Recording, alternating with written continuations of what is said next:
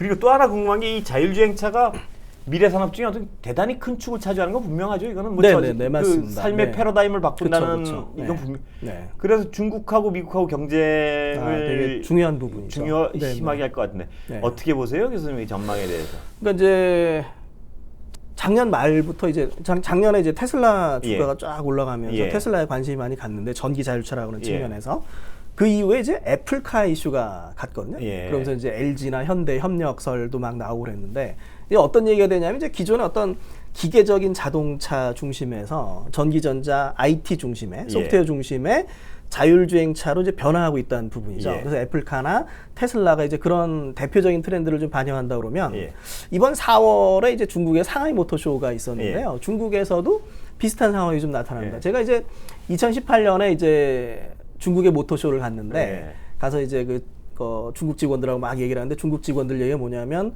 중국의 대표적인 자동차 업체들이 공통적으로 하는 얘기가 아직 우리 기술은 현대자동차는 못 쫓아갔다고 얘기를 해요.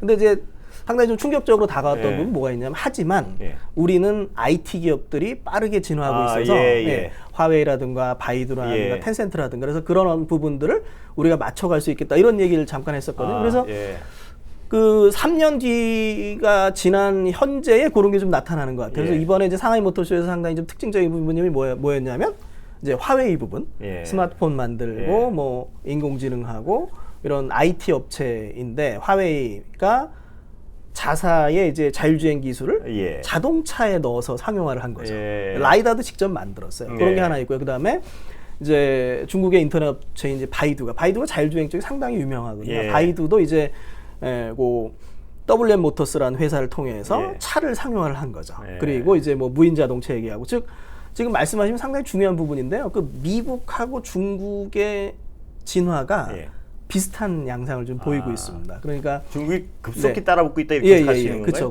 그러니까 예전에 보면은 미국에서 인터넷을 배운 유학생들이 중국에 돌아가서 중국의 IT 산업 발전을 이끌면서 미국과 중국이 비슷해졌다 이런 얘기가 좀 있거든요.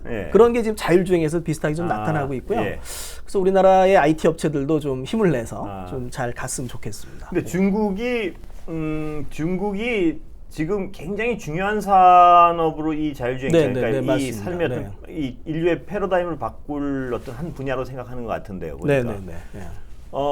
근데 중국이 그렇게 많은 돈과 인력과 그걸 투자하고도 잘 안 되는 분야가 그동안 자동차.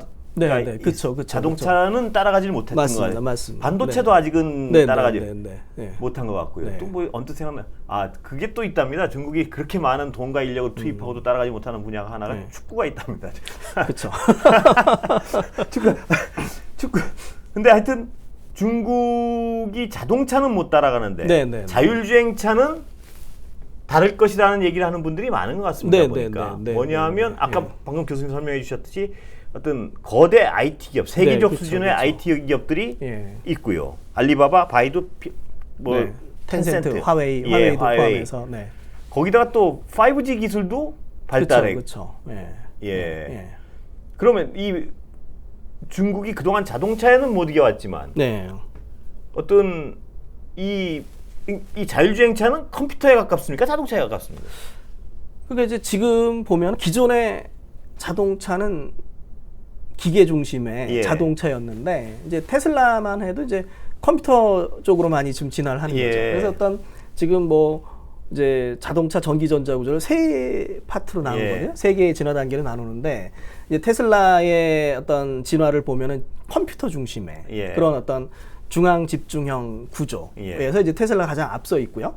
그다음에 폭스바겐이 또 비슷하게 좀 가고 있거든요. 그래서 지금 말씀하시면 상당히 중요한 부분이 앞으로는 그런 어떤 뭐 들어오는 데이터를 다 처리하고 판단하고 이러려면 컴퓨터 중심의 차량이 가지 않을까. 그래서 그게 어떤 IT 중심의 자율주행 차량이 가는 부분이고 애플카나 뭐 테슬라의 진화도 비슷한 방향이 되지 않을까. 이렇게 좀 예상이 됩니다. 그런 의미에서 중국이 이 자동차 산업은 늦었어도 자율주행차만큼은 따라붙을 수 있다 이런 생각을 좀 하는 것 같은데. 그래서 지금 이 상하이 모터쇼에서 그런 모습이 많이 좀 보였고요. 그다음에 또 중국이 또 자율주행에서 좀 이점이 있지 않을까 하는 부분들은 이제 제도적인 측면, 정부 차원의 제도를 만들어서 이제 밑으로 내려주는 이런 어떤 그 체제적인 정치 체제적인 측면에서도 좀 이득이 있지 않을까 이런 얘기가 좀 나오고 있습니다. 그러니까 모든 돌발 상황에 대비할 자율주행차를 만들기 전에 그 도로 자체를 어떤 자율주행에 적합하게 만들 수도 있는 거 아닌가요? 그렇죠. 그런 측면에서는 중국이 훨씬 더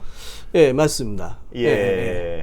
정부 차원에서 뭐 도로에 어떤 센서 같은 걸 깐다든가 그런 부분에서 좀 장점이 있을 걸로 보는 거죠. 그러니까 지금 예를 들어서 우리가 이제 비나 눈이 오면은 주행이 안 된다. 사실은 뭐 기술적으로는 그 위에다가 지붕을 치던가 아니면 지하에 넣어버리면 되긴 하거든요. 그 비눈의 적인데, 근데 사실은 이제 우리가 고민해야 되는 부분들은 예를 들어서 뭐 지하에 물이 찰 수도 있고 여러 가지 상황들이 좀 벌어질 수 있으니까 그런데 그래서 어떤 기술적인 측면의 발전과 그 다음에 그 비용적인 측면들 요걸 좀 같이 묶어볼 필요가 있습니다. 근데 중국의 경우가 그런 부분에서 서구보다 훨씬 더 쉽게 계획적으로 만들 수 있는 부분은 있는 거겠네요. 네네. 그런 뭐 아직 뭐 뚜렷하게 그런 게 뭐 보도되거나 나온 건 없지만 분명히 그런 장점이 있다. 이거는 뭐 거기다가 전기 생산도 중국이 배터리 산업 같은 것도 좀 중요하겠죠. 그 이제 뭐 미국하고 중국하고 비교해 볼 때 이제 아무래도 중국이 세계 제조 공장이었으니까 뭐 배터리라든가 아니면 전기차 업체들이나 이런 부분도 또 하나의 또 장점이 될 수도 있고요. 그렇다면 어떤 이 자율주행차에 그동안 아까도 여쭤봤지만 전통적인 자동차 산업에서는 중국이 못 이겼지만 자율주행차는 얼마든 결과가 어떻게 될지는 쉽게 단언할 수는 없는 부분이 좀 있군요. 보니까. 그래서 좀 IT사가 자동차를 끌고 가면 어떻게 보면 이제 결국 자동차가 약했던 나라들에서 IT사들이 자동차를 끌고 가는 형태가 많이 좀 나타난다. 여기 하나 또 특징으로 좀 볼 수가 있거든요. 중국이 지금 어떤 개인 차량 소유가 좀 적다는 점도 이 자율주행차에는 도움이 되지 않을까요? 그 이제 예를 들어서 이제 이번에 그 디디 추싱이라고 하는 그 승차 공유 업체가 미국 시장에 70조 원으로 이제 상장을 할 준비를 하고 있거든요. 그러니까 어떤 승차 공유가 좀 발전한 나라들에서 보면은 자동차 산업이 조금 약했다, 소유가 좀 약했다. 말씀하신 포인트를 좀 얘기하는 경우가 있습니다. 예를 들어서 이제 동남아 같은 경우도 그랩도 이제 상장을 하는데 승차 공유가. 그래서 자동차 산업이 상대적으로 약했던 나라들이 승차 공유라는 새로운 서비스를 키웠던 것처럼 자율주행도 비슷하게 가지 않을까라는 추측도 좀 나오는 거죠.